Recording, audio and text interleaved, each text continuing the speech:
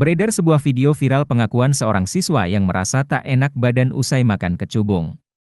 Ternyata efek memakan buah kecubung itu bisa sampai membuat seseorang berhalusinasi. Siswa tersebut pun terbaring seperti di dalam ruang medis. Momen itu juga terekam kamera dan viral di media sosial. Sebuah akun Instagram Terang Media mengunggah video viral tersebut, Jumat, 24 Februari 2023. Nampak dalam video viral, seorang siswa terbaring di atas tempat tidur ruang perawatan medis. Ia mengaku tidak enak badan setelah memakan buah kecebung. Si perekam video lantas menunjukkan buah yang telah dimakan itu.